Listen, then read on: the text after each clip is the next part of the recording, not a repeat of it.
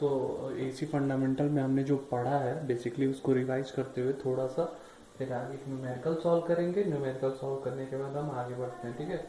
तो मैंने आपको जो बताया है basically lagging concept, lagging and leading concept, कौन लीड कर रहा है, कैसे लीड कर रहा है, उसके लिए ये थोड़ा सा टफ है, आपको इसके लिए थोड़ा पढ़ना भी पड़ेगा।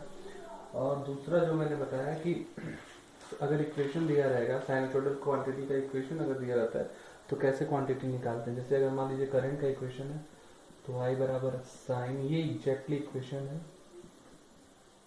प्लस माइनस फाइव जो भी है ये है इक्वेशन, ठीक है। ये एम्पियर में है। ऐसे ही अगर इसको वोल्टेज फॉर्म में लिखिए, ये एग्जाम में आता है, ठीक है। ये कितना एंगल लीड या लैग करेगा, लैग करा तो माइनस हो जाएगा और लीड कर रहा है तो ये है वोल्ट एम्पियर, ठीक है। ऐसे अगर ईएमएफ के फॉर्म में होगा तो ई बराबर E M sine omega T plus five, ठीक है। ये भी वोल्ट होता है।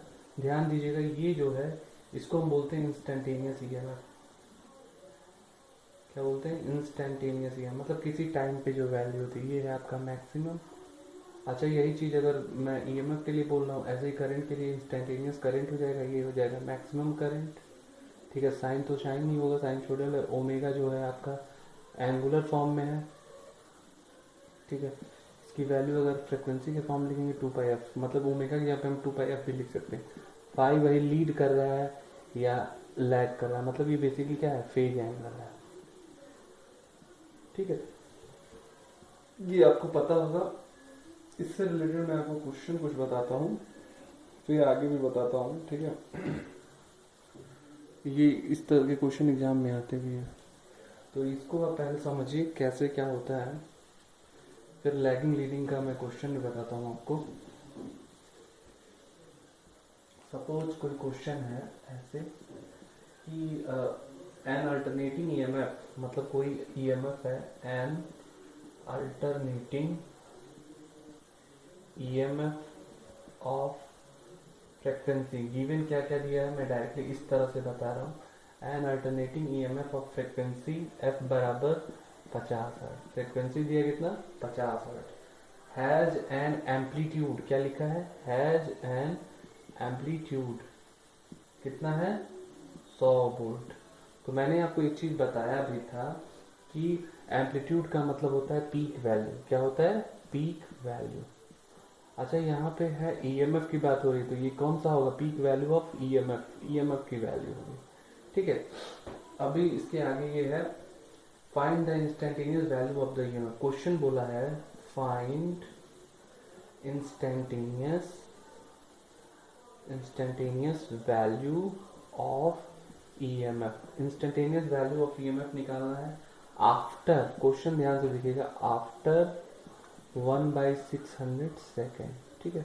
और क्या पूछा है, ये तो पूछा है फाइंड करना है, ये आपको पहला पार्ट है। दूसरा क्या निकालना है, मैक्सिमम, ठीक है, instantaneous after maximum value of EMF. तीसरा है टाइम पीरियड पूछा है, ठीक है। इतना आपको पूछा हुआ है, ठीक है। तो क्वेश्चन आपको क्लियर है, क्या बोला है, 50 हर्ट्ज की फ्रिक्वेंसी है जिसका एम्पलीट्यूड जो है वो 100 वोल्ट है, यही तो मैक्सिमम वैल्यू भी है जिसको पीक वैल्यू बोलते हैं। Instantaneous value of EMF after 1/600 second बोला है, ध्यान से सुनिएगा।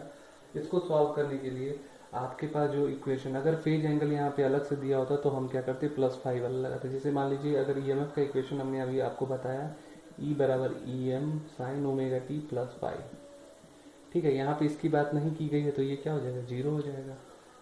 ई की वैल्यू, ई मतलब इंस्टेंटेनियस वैल्यू होता है किसी टाइम पर। ई एम का मान आपको दिया है 100 वोल्ट, ठीक है।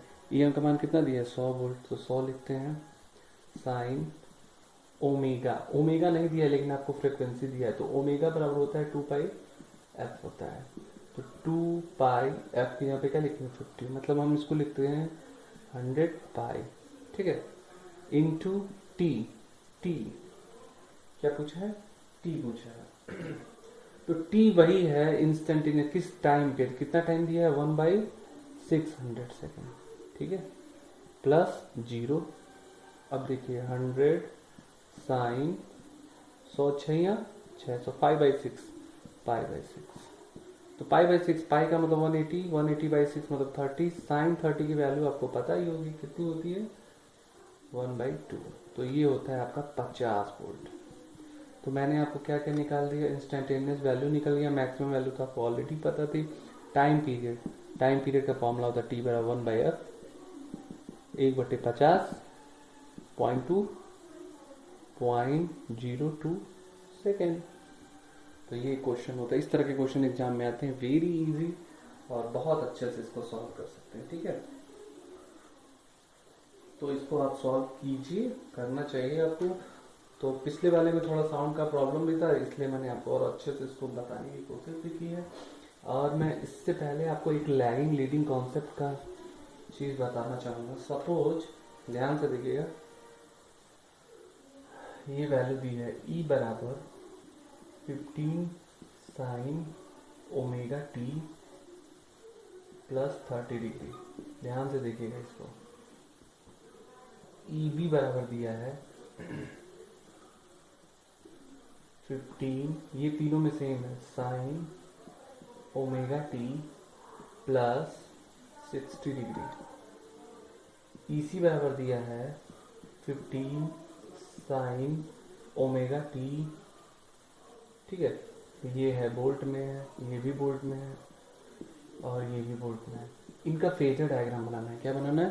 फेजर डायग्राम बनाना है। कैसे फेजर डायग्राम बनाते हैं ये आप समझिएगा। ठीक है, तो 15 sign omega T plus 30 degree volt, 15 sign omega T plus 60 degree, ये मैं आपको 3 तरीके से बेसिकली बताएंगे। तो पहला तरीका ये होगा कि जब ये को हम फेजर डायग्राम माने, रेफरेंस माने, रेफरेंस का मतलब आधार। ऐसे ही जब दूसरा हो सकता है कि जब हम EB को आधार माने, तीसरा हो सकता है EC को आधार माने। तो मैं आपको सरल तरीका सबसे बता रहा हूँ, EC को हम आधार, क्योंकि EC जो है आसान है। ठीक है, यहाँ पे ये कुछ नहीं है, मतलब क्या है, 0 है और तीनों साइन का कर्व है। तो सबसे पहले कर्व बनाना सीख लीजिए। ये है आपका ओमेगा टी के रेस्पेक्ट में बन रहा है। यहाँ पे आपका होगा EA EB EC। ध्यान से देखिएगा, EC को हम पहले बना रहे हैं, तो मान लीजिए ये है 0, तो ये है पाई, ये होगा 2 पाई। आपको पता है साइन पाई की वैल्यू 0, साइन 2 पाई की वैल्यू 0, साइन 3 पाई की वैल्यू 0, मतलब साइन n पाई सब 0 होता है। तो मान लीजिए EC का हमने ऐसे बना दिया।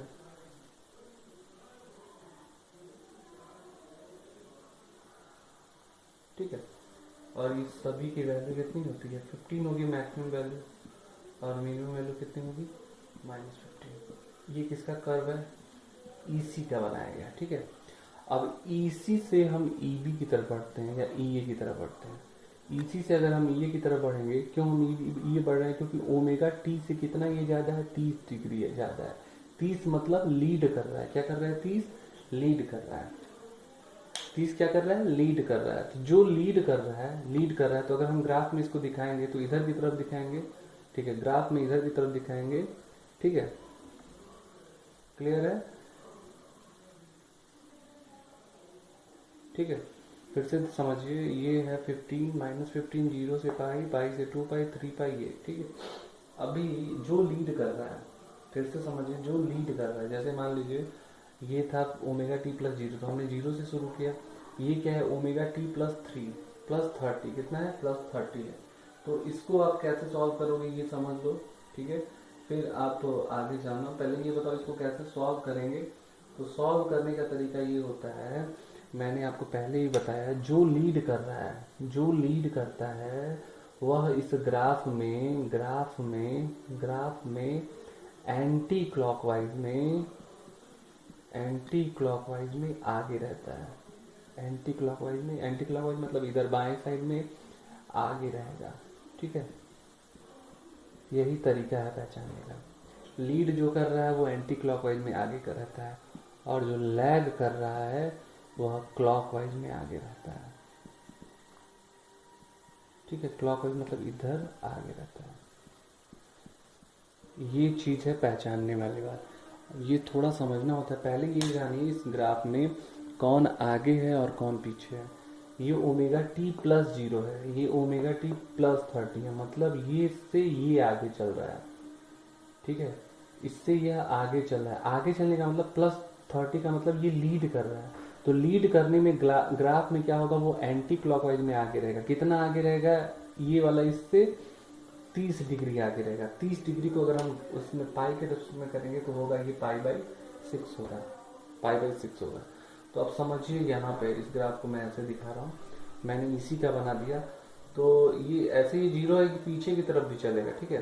तो अभी पीछे से हमको मतलब नहीं है, मैं इसको 0 यहाँ बना रहा हूँ। फिर ये देखिए, अगर ये पाई बाई 6 आगे चलेगा तो 0 से पाई बाई 6 ये आगे रहेगा, तो पाई से भी पाई बाई 6 आगे रहेगा। तो अगर ये पाई है तो पाई से अगर पाई बाई 6 आगे है तो पाई माइनस पाई बाई 6, यानी कि ये होगा 5 पाई बाई 6, यानी कि 150 डिग्री, क्योंकि ये 180 पे हो रहा है तो ये होगा किस पे होगा,